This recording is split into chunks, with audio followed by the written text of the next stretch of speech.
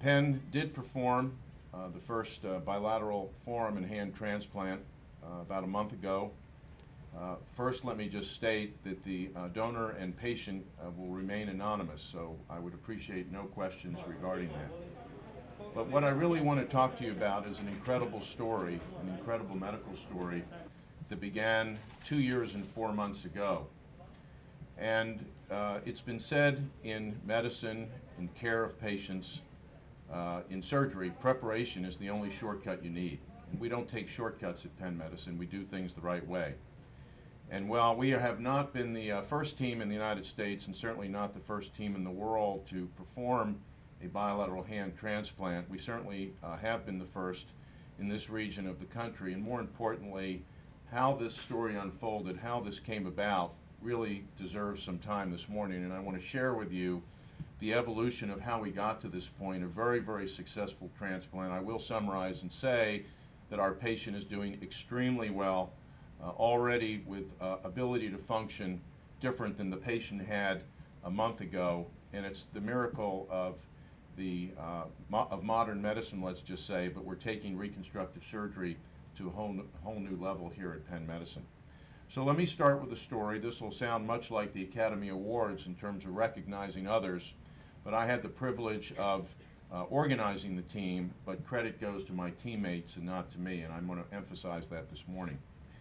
So the story began in the summer of July, and we had thought about the opportunity to move to the next dimension of reconstructive surgery, giving patients who had been burned, had mutilating injuries to their hands, losing their hands, their forearms from infection, from burns, from trauma.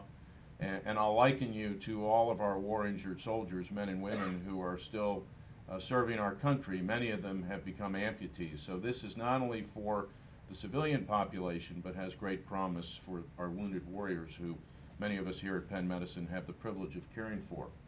But let's go back 2 years and 4 months and talk about how we got here. So the first person that our team spoke with, and you'll hear from him later, is Arthur Kaplan, who is a renowned bioethicist who's probably well known to this audience. And we wanted to do things the right way, ethically. There's certainly ethical considerations in what we call vascularized composite allotransplantation. VCA, as we'll call it, is the new technology of transplanting hands or transplanting faces, and probably in the press already you have heard about that. So the person that escorted me to Dr. Kaplan's office was our director of the Transplant Institute here, Dr. Abraham Shaked, who he himself is a world-renowned, world-class transplant surgeon, and without this support from the Transplant Institute, none of this would have taken place, and you'll hear from Dr. Shaked later. But he and I walked over to Dr. Kaplan's office and sat down and said, we want to do this surgery. And certainly there are tremendous ethical considerations, as you all know, based on donors, the donor families, the patients, the fact that this is life-enhancing surgery and not necessarily life-saving surgery like a heart transplant or a kidney transplant or a lung transplant. Nevertheless, the patients that will benefit from this kind of surgery are treated similar to solid organ transplants. We have to find a donor, but the donor has to have the right skin type, the right age, the right gender, the right size for the hands and forearms, and so that in itself is quite different than solid organ transplant. So this is an expansion of transplant services here at Penn Medicine, and I think it's very important, in addition to the initial go-ahead and enthusiasm, but guarded enthusiasm by Art Kaplan and the unwavering support of Abraham Shaked, that I share with you the cast of characters or the players in the orchestra that made this miracle and the dream of our team to happen last month. And these include multiple departments: the Department of Surgery, the surgical team, including Ben Chang, who you'll hear from a minute. Dr. Chang co-directs this program with me. Dr. Joe Cerletti is the chief of plastic surgery, and the surgical team involved not only orthopedic surgeons and transplant surgeons, but plastic surgeons. And these include Dr. Chang, Dr. Stephen Kovac, Suhail Kanchwala, Inez Lin, Lisa Wu, David Steinberg and David Bazenka, who are orthopedic hand surgeons, were instrumental in this. And so that's just one small part of the team. But in addition to our surgical team members, critical members from the Department of Anesthesia, Dmitry Baranov, the support of Lee Fleischer, Nabil El-Kasabani. Dr. Baranov and Dr. El-Kasabani are in the audience this morning, as are my surgical colleagues and the other people from this cast of supporting roles, none of this would have been made possible without them. They include the Department of Medicine, our infectious disease specialists, the Physical Medicine and Rehabilitation Department, who is now actively working with our patient to teach our patient new things in life that our patient was not able to do before. Brush the face, wipe a tear, wave, gesture, all things that are now clinical realities just a month after hand transplant that were impossible for this patient with a very proximal amputation on both arms previously.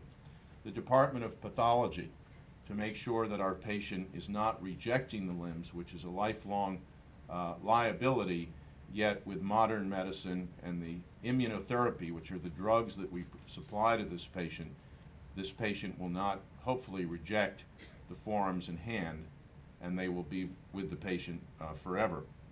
And in addition, you can imagine living without arms, the psychological and psychiatric burden of this kind of lifestyle, the total dependency of an adult on others around them to do basic feeding, toilet care, other things that now this patient hopefully will gain independence.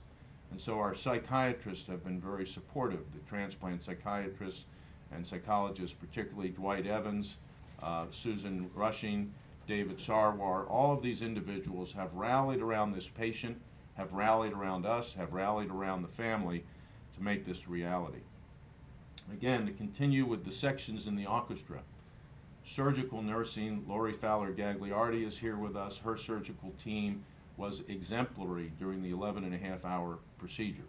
Remember, preparation is the only shortcut you need. And leading up to this surgery were several mock rehearsals, discussions, dialogue, countless hours of discussion with all members of our healthcare team that not only were the surgeons in anesthesia and nursing, but our social workers, our experts in transplant pharmacology, our pharmacologists, our therapists, our physical therapists, our occupational hand therapists. Gail Severance and Laura Walsh are here this morning, who spent hours and hours and hours preparing special protocols for this patient to be able to rehabilitate our patient effectively and rapidly, leading to all the things that our patient is able to do today, just shortly a month after transplantation. Certainly none of this would have happened without support of our hospital administration, our medical school, and I want to recognize Arthur Rubenstein, Larry Jameson as now the new dean, but Ralph Muller and the support people that work with him, Diane Corrigan and Gary Scheib, who's the CEO of the Hospital of University of Pennsylvania. Again, all of them putting tremendous effort behind forging the opportunities for this new venture. And finally, in addition to our intensivists, our nutritionists, our therapists, the anesthesia, the surgeons, our most important partner, and I want to repeat this, our most important partner have been our colleagues at the Gift of Life. And when I say I've saved the best for last, they're all the best. All the people that I've mentioned to you have forged ahead, have studied, have learned a new dimension in medical and surgical care doing this hand transplant. But Howard Nathan and Rick Haas, who is here with us today, from the Gift of Life, which is the organ procurement organization, really without them and this critical partnership between Penn Medicine, the Transplant Institute, and the Gift of Life, none of this would have happened, none of it. And the work that's been involved in every orchestra player that I've mentioned, they've had to study a new language.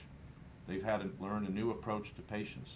They've had to shift what they know to an area that I would not call it uncharted, far from it, because we're not the first. But coming together with the knowledge they have to have such an effective outcome in our first case, which parenthetically was a very difficult patient from the get-go. So let's turn back the clock just a little bit. The support of Art Kaplan, ethically we've gone forward. Our institutional oversight supported us. Again, Dr. Shaked working with us along the scenes. And the other person that needs to be mentioned today, which is the heart and soul of this program from an administrative standpoint, is Stacy Dahl, who's here. And Stacy probably has spent the most time coordinating all the pieces in the orchestra. And she, unlike me, should be credited for being the conductor. But that being said, we've identified several patients in this program, several bilateral amputees. We're considering patients for bilateral hand transplant. We may evolve to unilateral transplant or other types of vascularized composite allotransplants. Again, vascularized meaning there's blood supply, composite meaning there are multiple types of tissue like skin and muscle and bone, and allotransplantation is literally the concept of taking from a donor, like a solid organ, and providing a part, whether it's a face or a hand or an arm or an elbow, to another human being in need, for again, not life-saving measures, but quality of life. And I think all of you should think about the implications if you didn't have your left arm and you didn't have your right arm. Certainly there is prosthetic technology that patients have, but many patients who are bilateral amputees reject their limbs for a variety of reasons. And while they can be functional, the concept of body image, being whole, being able to literally touch a loved one and hold one's hand, these are all things that are the human condition that make this operation so special. So at this point, I want to just summarize by saying that we prepared, we studied, we listened to each other, we came together as an unbelievable team and made something happen here at Penn Medicine that I think is very unique. And while we're not the first, I think from what I know about what's going on in terms of preparation and teamwork, we certainly are among the best or the best. And this program is vibrant. We will go forward with other candidates. We have learned a lot from our patient, and our patient has learned a lot from us. The underscoring comment is that we have done this very, very safely. We've done it critically, looking at all the factors that would result perhaps in failure. Failure is never an option, but can occur. Complications can occur, and I'm very pleased to say that at this point there's been no evidence of rejection of our patient, and again, the function is as I've described to you. Again, this would not have occurred without an orchestration of, in the 11 and a half hours, of many, many people from different parts of Penn Medicine. And I think at this point, I want to express gratitude to my team from every dimension. It's been a tremendous opportunity to be part of really a world-class team, and all of us on the team are now poised to take this program to the next level. So at this point, again, no one stands alone, and I think there are several people that I'd like you to meet this morning, starting first with Dr. Ben Chang, who's a great critical thinker, who's been a partner to me, who's the co-director of plastic surgery residency program here, associate professor of surgery, and Ben co-directs the hand transplant team with me, and again, will take you through the literally the procedure in a short period of time, talking about the technical nuances and unique characteristics of this particular patient, and then we'll move along with the program. So thank you for your attention, and again, I want to acknowledge the team that made this happen. Penn Medicine is a very special place, and I think it's a unique environment to move ahead with this wonderful opportunity for our patients. Penn?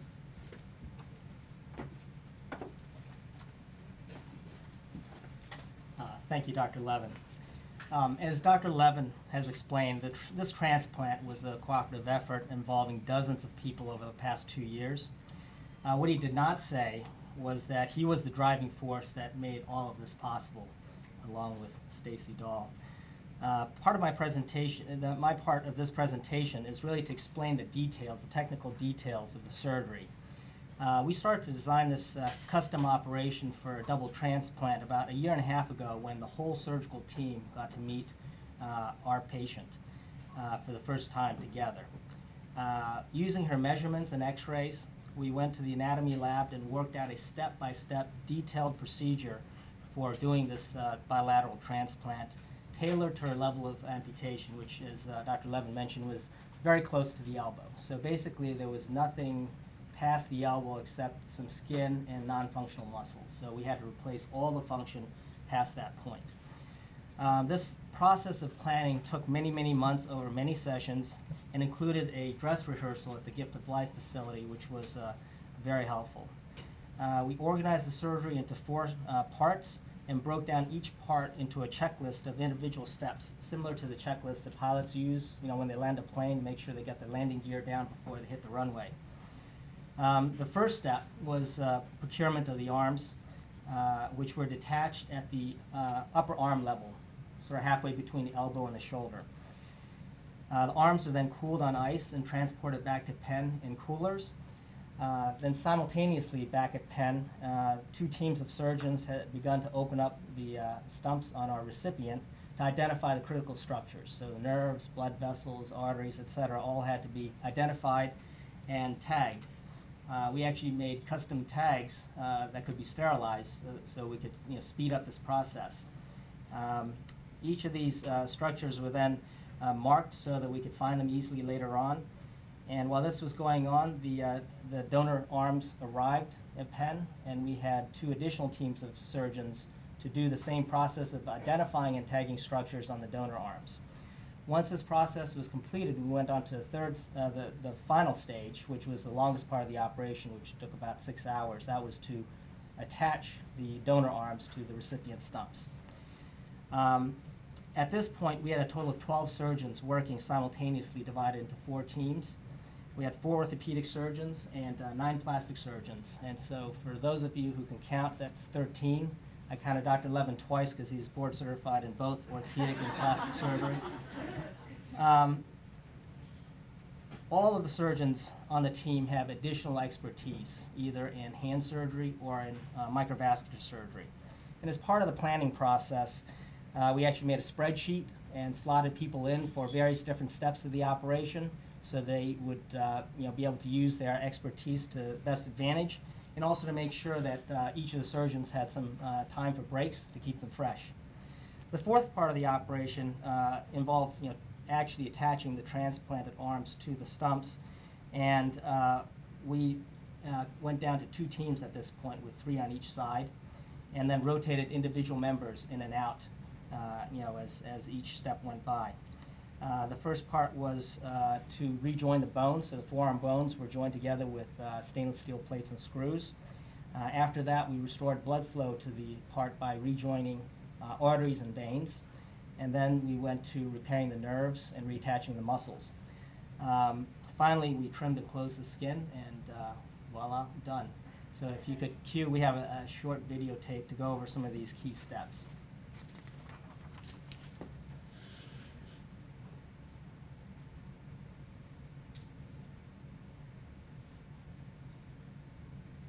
So here are our surgical checklists we've taped up on the wall. Stacy Dahl kept track of the steps to make sure we didn't miss any of the key steps. This is Dr. Bazenka reviewing the plan before he scrubbed in. Meanwhile, the 2 surgical teams are working on dissecting out the stumps. The donor arms then arrived, with Dr. Levin leading the way. And as per usual, we had to check the paperwork, make sure that everything matched up. And then we started working on dissecting out the parts in the donor arm and then reattaching the limb. This was happening simultaneously on both sides, reattaching the muscles, nerves, blood vessels, etc. And then this is towards the end of the procedure when we trim the skin and close it up. The surgery, as we mentioned, took 11 and a half hours and went more smoothly than any of us anticipated. The extensive planning and rehearsals really paid off. We found that the keys to smoothly orchestrating a complex operation like this are, number 1, to devise a checklist, number 2, to assign people to do each step, and so everybody knows what their job is, labeling every critical structure. That helped quite a bit to keep things organized. And lastly, practice, practice, practice. The only hitch we had during the procedure was one of the arteries actually clotted off shortly after we had joined it. And we had anticipated this contingency, and I had already identified a vein graft in the early part of the operation, which we were able to put in there and restore circulation quickly. After the surgery, the patient was transferred to the ICU, where the transplanted arms were monitored very carefully for the several days, and then eventually transferred to the transplant unit for daily therapy sessions and management of her medications. During this inpatient stay, our residents and fellows were instrumental in taking care of her, in particular Nick Haddock, River Elliott, Mara Schenker, and Chance Gray. They were there from minute to minute, hour to hour, taking care of this patient. She is now in full-time rehab at the Penn Institute for Rehabilitation Medicine out in Rittenhouse Square. She is now actually able to work the nurse call button by moving her elbow. The hand part still has no motion because we're waiting for the nerves to grow in. We anticipate that it will be at least 6 months before her own nerves grow into the transplanted muscles to make them work. Thus far, as Dr. Levin mentioned, she's done very well and has had no episodes of rejection, and the circulation has been perfect. Thank you for your attention.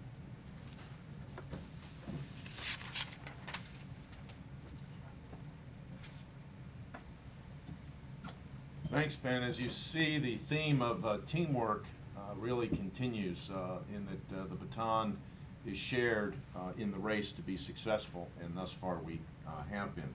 It's my pleasure. I mentioned our critical partner and support of the Gift of Life, and I'm honored to introduce Rick Haas, who's the Vice President for Clinical Services, Gift of Life, and Rick, from the organ procurement organization standpoint, will share the Gift of Life perspective on our partnership. Rick?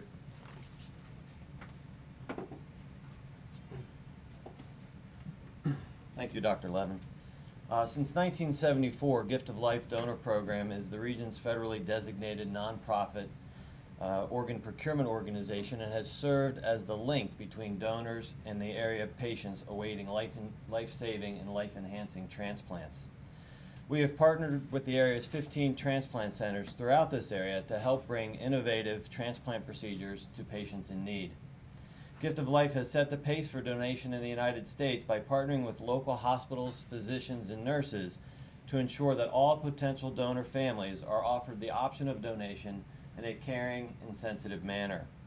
Over the years, Gift of Life Donor Program's best practices have been taught and shared as the standard on how to coordinate donations both nationally and internationally.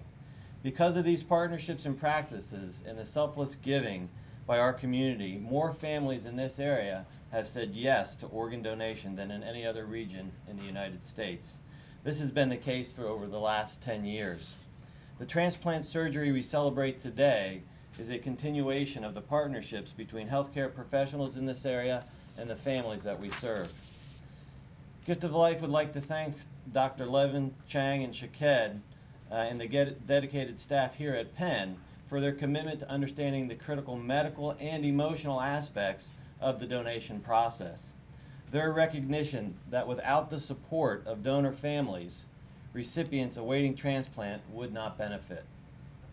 Countless hours of preparation, planning for the hand donation were performed, including considerations for the donor's identification, screening, consent, and the surgical recovery. We believe that the process we have developed was not only important for the success of this first region's hand transplant, but will serve as a blueprint and a platform for more VCA donations. As with all types of transplant surgeries, as the one we are discussing today, take an amazing amount of teamwork, talent, and expertise to have a successful outcome.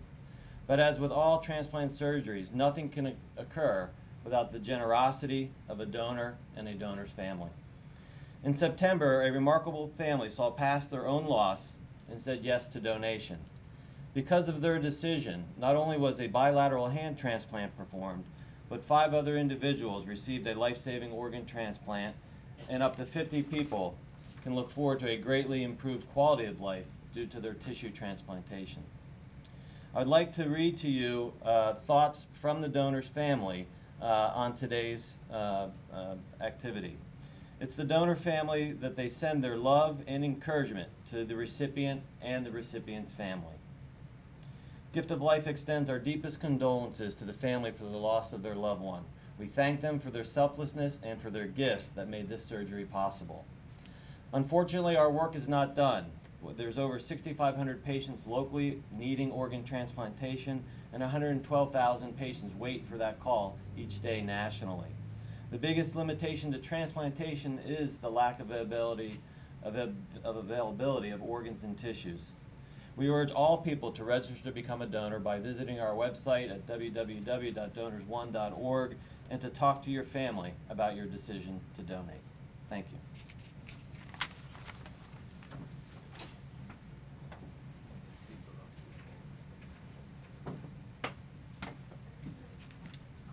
Thank you, Rick.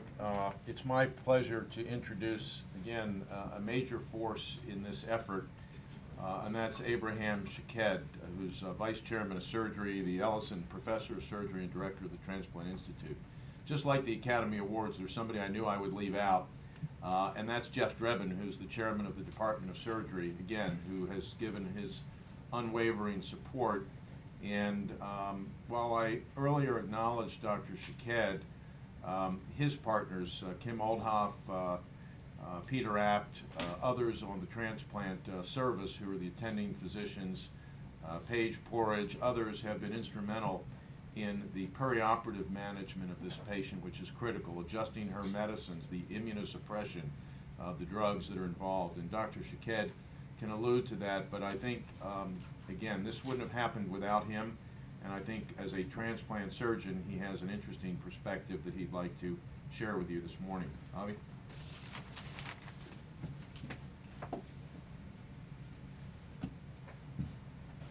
Thanks very much, Scott. In my I'm the director of the Penn Transplant Institute.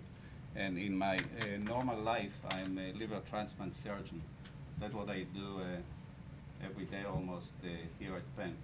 Now, about 2 years ago or so, when Scott came to us and said, maybe we should do a hand transplant, I thought he's a little bit crazy. Because you have to understand that in our world, when we do transplant really as, so to speak, a life-saving procedure. Now, this is interesting because one would say that hand transplant or other of these composite tissue allograft transplants are not a life-saving procedure, but all this is gone in a heartbeat when you see the candidate for this kind of procedure. And really, the first time I met the candidate gave me a hug, and there were no hands and no arm there. And I don't know if you ever in your lifetime got a hug from someone like that, but the minute you have it, you start to think about life in a different way. And life for that patient, that kind of life is really depends on hands, hands, and so on and so forth. It was very touchy for me, and I kind of like started to think maybe we should think about life and saving life and life of others in a different way than we think about it in our organ transplantation as we do today, livers, heart, and so on and so forth. Saving life has a different meaning. And I kind of like looked at her and I said, you know something, one of these days, I would like to shake your hand. And I think that today, for us, for me, to stand there and to be able to shake a hand of someone who got life, and it's life-saving for that particular individual, is exceptionally important and really exceptionally moving. So in transplantation, we can do lots of stuff. We can control this type of rejection. We can control it very well. We can do things like maintain them for life and for long, long life, very productive life.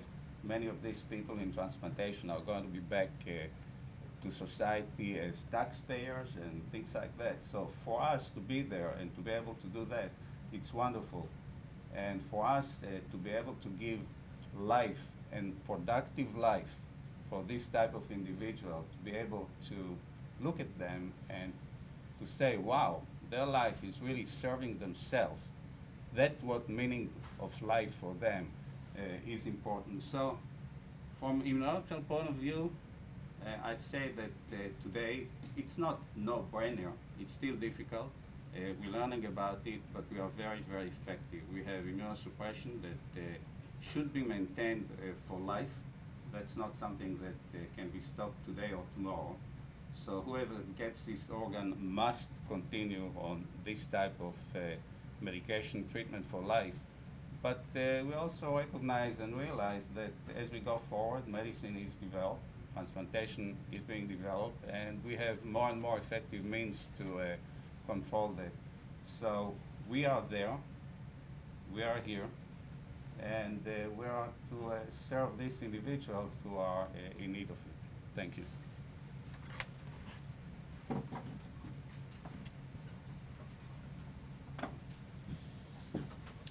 Thank you, Avi. Again, I think you see the tone of the team is abject modesty, yet incredibly accomplished people. And I'd like to now present to you someone who's a very important force in vascularized composite allotransplantation. As I alluded to before, there are ethical issues with this. There's ethical issues in all of medicine, not just solid organ, or as we call it, the new field of VCA. There are ethical issues. And Arthur Kaplan, again, gave us his endorsement. Certainly great scrutiny of how we did things, why we did things, when we did things, and the how and the why and the when are ethical issues. And I want to share this with you now. So I think we have a tape of Dr. Kaplan that I'll let run. He could not be with us today, but certainly wanted to participate in this program. Good morning. I'm Art Kaplan from the Center for Bioethics at Penn, and I'm sorry I couldn't be there in person today, but I did want to go over some of the ethical issues that have come up in doing hand transplants generally, and obviously our case here at Penn. I can say that I've been involved very early on in thinking through some of the challenges and some of the issues that arise when you think about hand transplant. And I think some of these questions are obviously of great interest, not just to the case, but just as we see the whole area of composite transplants, hands, face, move forward in society, we do have to be thinking about these issues. In fact, when I first got interested in hand transplants, it was partly because I'd heard about the possibility and was a little critical. And the reason is very simple. If you look at the history of transplant, it's a risky procedure. You have to take powerful drugs that have all kinds of serious complications, life-threatening complications sometimes. The immunosuppressive drugs used are very powerful and have serious side effects. When you're saving someone's life with a heart or a liver, you don't worry too much about side effects. When you're giving someone a hand, if you're giving someone, for that matter, a face, you start to think, this is just quality of life. Is it worth putting someone at risk of a premature death, major complications, to improve their quality of life? And initially I worried that the answer to that might be no, that that's just too, it's not an acceptable risk-benefit ratio. But in working with our team, in working with the surgeons and transplant people and coordinators here, I came to understand that this procedure is not something that's cosmetic, is not something that's aesthetic. It's truly functional. It really matters to people that they be able to carry out activities of daily living, that in some ways being unable to use your hands is life-threatening in its own way, because it makes life so miserable and so difficult that even if you thought about prosthetics, you just don't have the kind of function that you need to have a good quality life.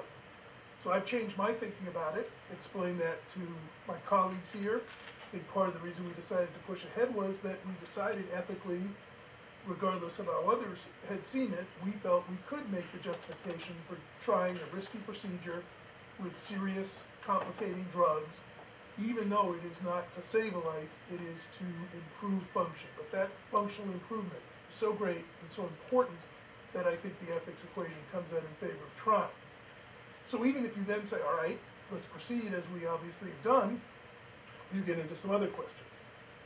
Unlike other forms of transplant, you're taking an organ, a hand, that has a lot of emotional and psychological significance. When someone donates a liver or a heart, it's difficult. They may have emotional thoughts, psychological thoughts about the heart, but it's not the same as an external organ. So we had to think through and make sure we prepared to get proper consent from the donor family. And we felt comfortable in this case that we had thought through getting their consent, working with Gift of Life, to make sure that the family understood what was going on, that we would try to protect their privacy, try to respect their values and feelings about what is, as I said, an emotionally laden organ. After all, after the face, you probably recognize someone most easily by looking at their hand. It's the other part of your body besides your face that's always open to see, and there's a pretty good chance that you might recognize someone just from looking at their hand. So all of that had to be addressed and thought through, which we did. And I think down the road, if hand transplantation, face transplantation are to expand, we need to rethink our policies in this area to make sure that we have consent, not just from the donor, but the support of families to go along with this kind of donation. Legally, they may not have that status, but emotionally and psychologically, I think family involvement with composite tissue donation is important. We may even need to revisit the Uniform Anatomical Gift Act, which is the basis for donor cards, which never thought about hands, faces, other types of organs, and see whether we want to update that. So that's a project that we may try to engage here at the Bioethics Center down the road. Obviously, the recipient has issues that they need to think about.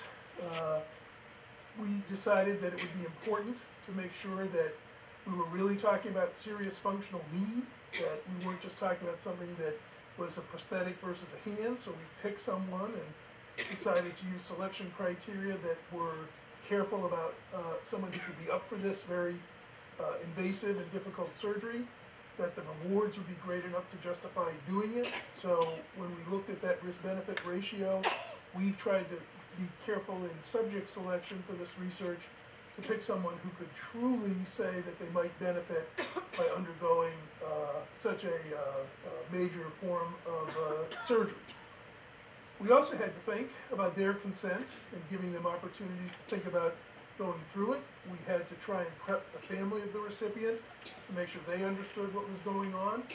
This is a tiring and wearying procedure. It's going to have a long rehab associated with it. There's even the prospect of disappointment.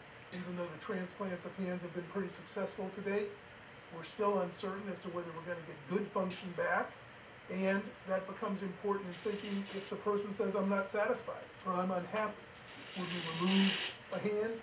Would we remove two hands and try to let them work with a prosthetic if after a period of time they found themselves unhappy with the result? And I think we're ready to think about that issue and work that through with the subject in the research should that arise. So in sum, we have a procedure that morally takes us to a different place. It's taking risks for quality of life and function, not life-saving. We have donor issues that we've never really wrestled with in our country and around the world in terms of organs that you see and have emotional attachments to. We have recipient issues in terms of people being satisfied that the function is there, not just that the hands are moved and remain attached, but are they going to be satisfied? And if they're not, what do we do? And how do we handle that? I think the work has been thought through carefully here. We've tried hard to get the ethical issues on the minds of everyone involved early, and I think with some success. And I think overall, we're going to learn a lot here and figure out whether this procedure down the road is going to become one that is widely accepted and becomes a standard part of transplant medicine. Thank you.